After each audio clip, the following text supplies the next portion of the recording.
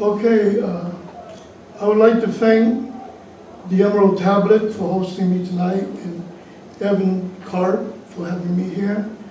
The reason I have this music stand is that I take medication for schizoaffective disorder. I've had this most of my life. I'm 65 years old now, so one of the reasons I was able to survive homelessness in mental hospitalizations is because I wrote poetry. I started writing poetry seriously when I was about 30. When I was 35, I got published for the first time. And I just kept on going. And I had no idea that I could be a published poet in book form. A lady sent some work to me from Wisconsin, and we struck a conversation. And she asked me, do I write poetry? I said, yes, sometimes. And she wanted to see like 20 poems of mine, so I sent it to her. And her name is Betty Preby. She just passed away 2 years ago. She said, we think we can get this published for you. She sent it to the University of Hawaii. They said, we do not accept original work, we only accept translations in Asia. And so she sent it to Kaya Press in New York. And after 2 months of deliberation, they accepted my first book, The Truth in Rented Rooms. It was the finalist for the Norma Farber First Book Award from the Poetry Society of America, and it won the Penn Oakland Award here in Oakland. And my second book, Water Chasing Water, is the book that won the American Book Award. The reason I choose Donald Justice as an influence is, because I like justice carried out, and I like poetic justice, but I'm not sure about Donald Duck. I'm not sure if I like Donald Duck.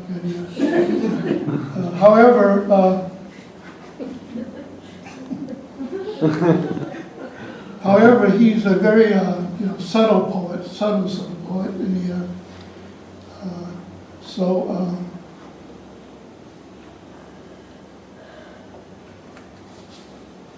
I seem to have my pages disorganized. Oh yes, now we're getting to be Halloween. I came to the United States in Halloween 1960, and I gained 17 hours. So people ask me, do you ever want to go back to China? I said, no, because I would lose back to 17 hours. So I've been here ever since, and I grew up in Abilene, Washington. I attended the University of Washington in Oregon, and then I finally graduated from a small college called Antioch University, and I did some graduate work in Fort Hays State University in literary arts. But the last time I was here in San Francisco, the late 1970s, I was in Napa State Hospital for 4 months. And I lived in Connor House, which was the halfway house in the Jackson Heights, Jackson Fillmore, somewhere around there, for a year.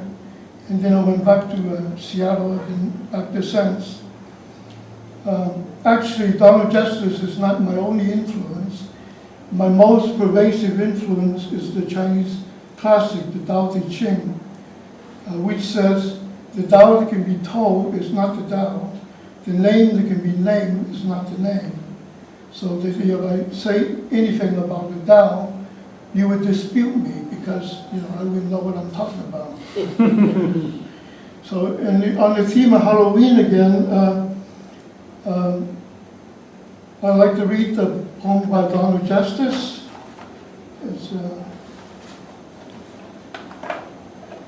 It's called An Incident in a Rose Garden. He wrote 2 versions of this poem, and this is the second version. The gardener came running, an old man, out of breath. Fear had given him legs. Sir, I encountered death just now among our roses, thin as a scythe. He stood there. I knew him by his pictures. He had his black coat on, black gloves, a broad black hat. I think he would have spoken. Seeing his mouth stood open, big it was, with white teeth. As soon as he beckoned, I ran until I found you, sir. I'm quitting my job. I want to see my sons again. I want to go to California. We shook hands and he was off. And there stood Dev in the garden, dressed like a Spanish waiter. He had an air of someone who, because he likes arriving at all appointments early, learns to think himself patient. I watch him pinch one blue mouth and hold his nose, and then another, a connoisseur of roses. There strew along the earth around him. Sir, you must be a stranger who threatened my garden. This is my property, sir. I only welcome friends.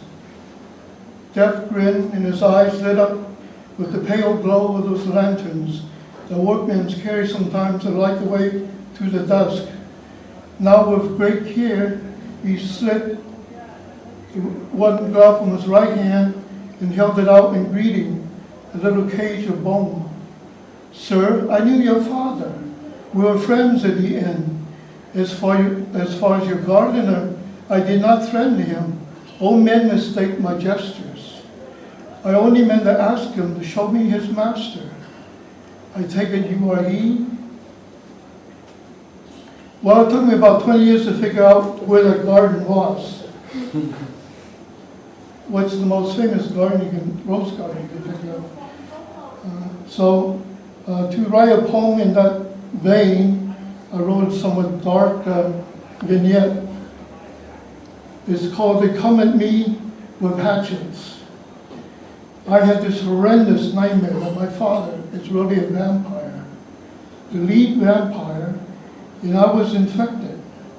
In the village, we attend party meetings and toil in the rice paddies, but when we sleep, our bodies open with 1,000 sores, and we need blood to coat those sores. Nowhere is this found in party literature, and we're forbidden to speak, write, or even think of them. That day, everyone treated us differentially, but it's only due to the fact that the party had appointed us. And if they knew that we sucked the blood with our phantom proboscis while they sleep, they would tear us apart limb by limb. In the morning, everyone wakes with a sense of elation. They have been drained of the blood and robbed of the strength. This is the way we collected taxes for the party, in one may call it the old-fashioned way, the way that can not be told, but the way that is the way. My father orders me never to tell. When by chance his mosquito avatar meets with mine, sucking at the same victim, he gives me the skull and he takes the thigh. I get the fat and you get the bone, he says. I oblige because I'm a dutiful son. I help my father plant rice as well as harvest it in the rice paddies. But we are not fat from the rice. We're fat from others' blood. If they knew that I'm writing this down, the victims, and even my father, would come at me in the daylight with hatchets.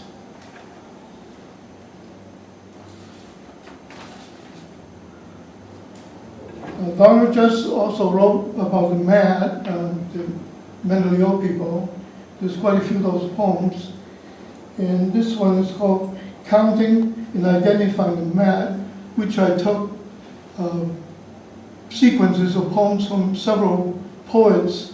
One is Donald Justice, Theodore Rettke, Allen Ginsberg, and Cesar Vallejo, the Peruvian poet. Okay, here it goes. This one was put in a jacket. This one was sent home. This one was giving bread and meat, but would eat none. And this one cried, no, no, no, no, all day long.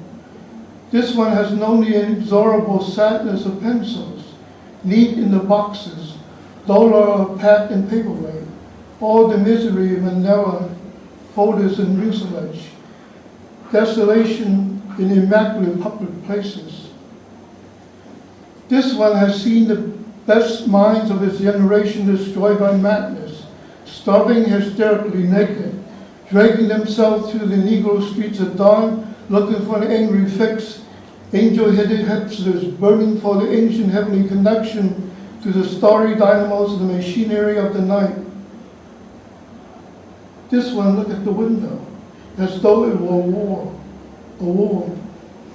This one saw things that were not there, this things that were. And this one cried, no, no, no, no, all day long. This one thought himself to be Sergio Vallejo, with a loaf of bread on his armpit, sharing it with lice. He has 2 vinegars against 1 oil, and wants to die in Paris in the light rain. This one thought himself a bird, this one a dog, and this one thought himself a man, an ordinary man, and cried, no, no, no, no, all day long.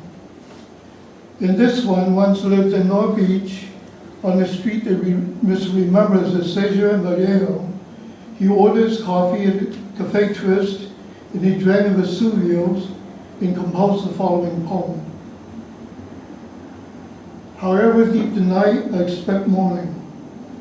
Fog rolls into the valley, rose when my mind goes into the evening, as the rhythm of the city syncopates my walk, the roar of jets, the whisper of beggars, parts of the statues.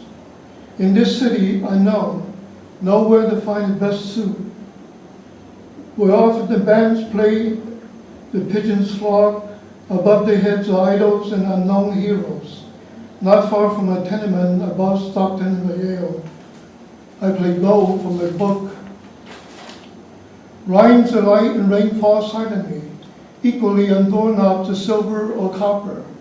This town dreams are altered by Andy and Val, who paint and fight domestically while mice noisily come. They do not expect morning. I think of crimson electric when the morning sun rises, arriving like a Chagall painting. A man flows up to kiss a woman from the Bolshoi Ballet. I'm writing to you as I do, ever so remorseful. The window sill announces there's rain outside, but your purring has begun here in pulses of 8 to 80. As you break night once more and again, I write to you as I do, in writing as yourself do, on onion skin, the lightest of verse, the lightest of verse, the lightest of verse.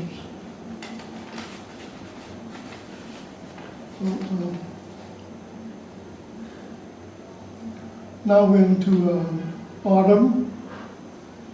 I was just looking in my neighborhood in Seattle, that some of the flowers are gone. So I wrote this small haiku-like thing. Flowers gone, bees too, leaves fallen, veritable autumn. This is why I begin again, knowing the wistful air, my shortened breath. You will see me around as an errant bird a little bit longer. Maybe we'll hold hands now and walk that far when snow falls on my sparse hair, and you will finally appreciate crows, what they know. I don't know that much of the seasons, except that there are 4. We have faced the rumbling of oblivion, the erasure's call. No one can teach us anymore.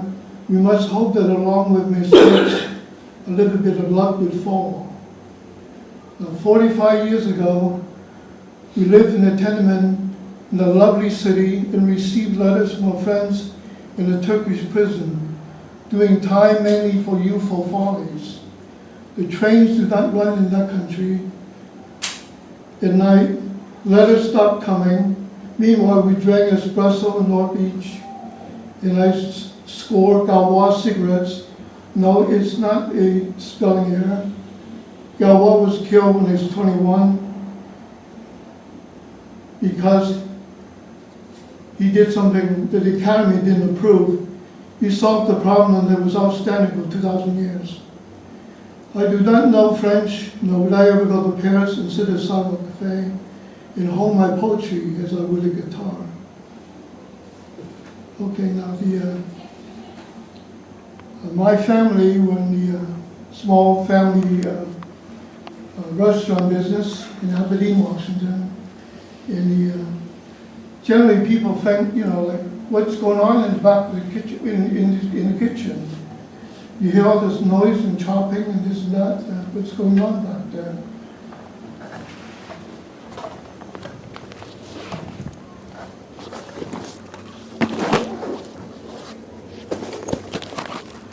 Okay, here's what goes on back there.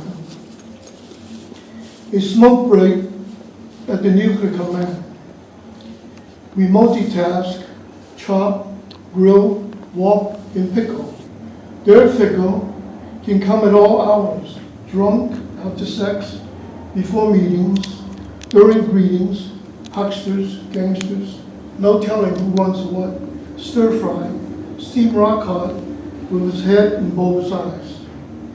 My father, the meat block, hacks black asparagus, carves bones of chicken, minces onions, 6 sons, chow mein, French fry the sausage, whip the gravy, beat the eggs until you can fool the young into thinking that a sperm yanked from a cow.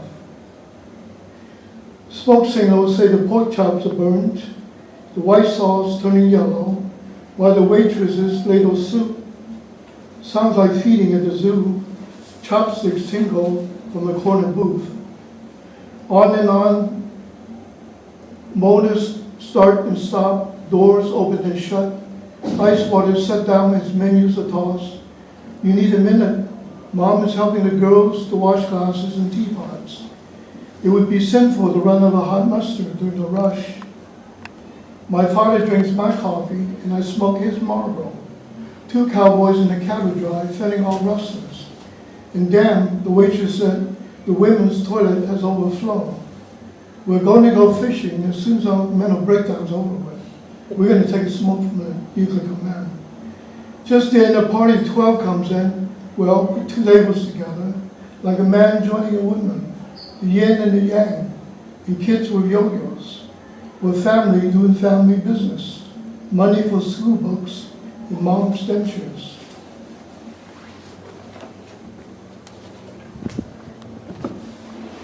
I think I'll go backwards. To end this reading, I'll read the first poem of mine that was published. I can't see in the book, but I think I memorized it.